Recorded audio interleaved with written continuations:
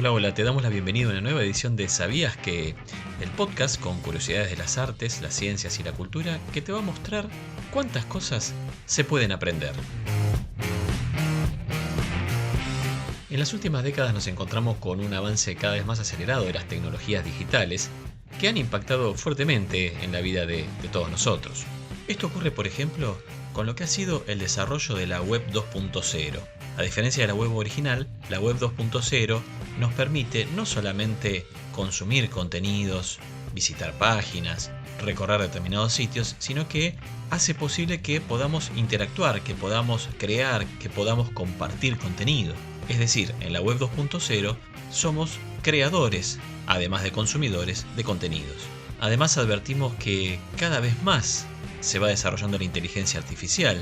Hoy tenemos robots, tenemos vehículos autónomos, tenemos drones que pueden desenvolverse por su propia cuenta, para decirlo de algún modo.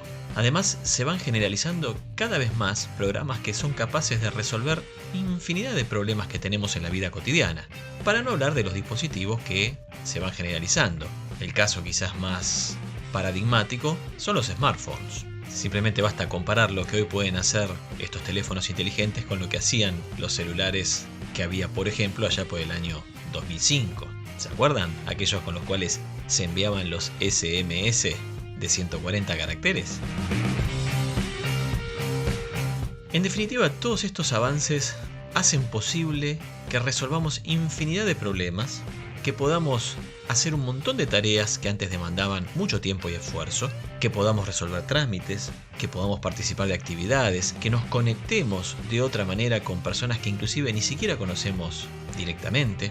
¿Estamos entonces frente a un nuevo mundo feliz? Yo recuerdo, por ejemplo, allá por los años 80, en mi adolescencia, cuando me tocaba ir a pagar impuestos o servicios, si tenía la mala fortuna de ir a pagarlos en el día de su vencimiento, sabía que me tocaba hacer fila para poder abonar lo que debía y que en esa fila iba a estar por lo menos 2 o 3 horas. También me pasó hace no tanto tiempo, a principios de los años 90, de enviar cartas para comunicarme, cartas en formato de papel. Obviamente había que ir al correo a mandarlas. Ni hablemos de la posibilidad de acceder a la información. Cuando uno no tenía datos para hacer algún tipo de trabajo, de tarea escolar, tenía que ir a la biblioteca, abrir los libros, rogar que esos libros estuvieran actualizados. Y si no se encontraba ahí la información, había que seguir buscando. Entre paréntesis, recordemos que para la humanidad, antes de la escritura, la información debía ser guardada en la cabeza, memorizada para poder ser transmitida. La escritura unos 3500 años antes de Cristo y luego la imprenta unos 1500 años después de Cristo facilitaron no solamente el proceso de recopilar la información, sino que además liberaron de tener que memorizarla por completo. Hoy en día las tecnologías digitales inclusive hacen posible que ya no necesitemos registrar, guardar en nuestra cabeza inclusive aquello que guardábamos en tiempos posteriores a la imprenta. Todo está allí disponible simplemente para que lo busquemos.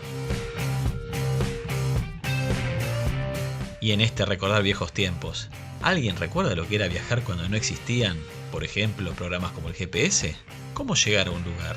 ¿Cómo no perdernos? En definitiva, vuelvo a la pregunta de antes. ¿Estamos frente a un mundo feliz? ¿Las tecnologías, por otra parte, son neutras? ¿O quizás entrañan algunos riesgos? Y si los entrañan, ¿cuáles son esos riesgos? Y acá, evidentemente, uno lo primero que piensa es en los jóvenes. Generalmente se los define como nativos digitales, es decir, se considera que nacieron en un mundo de tecnología digital y ya están preparados para ello. Ahora la pregunta es, ¿realmente lo están? ¿Nuestros jóvenes logran distinguir cuando una información, por ejemplo, es valiosa, es verdadera y cuando es errónea o directamente falsa? ¿Nuestros jóvenes manejan programas de todo tipo? ¿O quizás están limitados a aquellos que les permiten comunicarse con sus semejantes, publicar en redes sociales? Es decir, los que están ligados a sus intereses más cercanos. ¿No existen riesgos para los jóvenes? Pensemos, por ejemplo, en el ciberbullying, en esta forma de acoso, de maltrato a través de redes sociales. O peor aún, pensemos en el grooming, formas de abuso y de acoso sexual a través de también las redes o de medios digitales. Y también conviene detenernos en un fenómeno de esta época, el fenómeno de la extimidad, es decir, tendemos las personas, y particularmente los jóvenes, a mostrar la propia intimidad, la vida privada, poner a la vista de todos lo que antes no se encontraba en esa situación. Ahora, ¿son solo los jóvenes los que corren estos riesgos? ¿Qué hacemos los adultos? Hay un interesante podcast de la revista Anfibia que se llama Todo Fake, y en el capítulo 7 un especialista en estos temas llamado Martín Costa hace una afirmación realmente interesante y para pensar. Dice, cualquier interacción con un dispositivo permite traquear datos. Las páginas que visitamos, los clics que hacemos, las descargas que hacemos, los links que seguimos, los comentarios que escribimos, los patrones de tipeo de datos, cómo tipeamos en el teclado, los movimientos del mouse, todo puede ser rastreado. Pero además de eso, de que todo puede ser rastreado, todo lo que hacemos, nosotros voluntariamente dejamos nuestros datos, subimos datos a la red y lo hacemos voluntariamente. Y acá hay que detenernos a hablar de un concepto clave, que es el concepto de algoritmo. Un algoritmo es un conjunto ordenado de operaciones o de pasos para realizar una tarea. De alguna manera, los algoritmos son las instrucciones que los programadores les dan a los programas para que se ejecuten, para que funcionen. Ahora bien, como explica este especialista Martín Costa en el podcast del cual hablábamos, un algoritmo puede ser en cierto modo, entre comillas, entrenado para aprender de nosotros, para conocer, para saber qué es lo que vamos a hacer, qué es lo que buscamos, qué es lo que necesitamos. Por lo tanto, si nuestros datos son rastreables, si además subimos información deliberadamente y si encima los programas de alguna manera están preparados para seguirnos, para rastrearnos, para ver qué queremos, está claro que estamos frente a, no el riesgo, sino la realidad de ser vigilados. ¿Y vigilados por quiénes? Bueno, en primer lugar por ciertas corporaciones que hacen negocio con nuestros datos. Como decían por ahí en alguna ocasión, vender nunca fue tan fácil. Nuestros datos son una fuente de ganancia para empresas que o los venden a terceros o los utilizan para vender publicidad destinada a nosotros. ¿Nunca se preguntaron por qué las redes sociales son gratuitas? Es simple, porque las pagamos con nuestros datos. Tenemos cuenta en Facebook, en Instagram, en Twitter. ¿Qué les interesa a estas empresas? Sabemos que Instagram y Facebook además en la actualidad pertenecen a un mismo dueño, ¿no? ¿Qué es lo que les interesan? Nuestros datos, que son una fuente de negocios, a cambio de eso que nos permiten abrir gratis nuestras cuentas.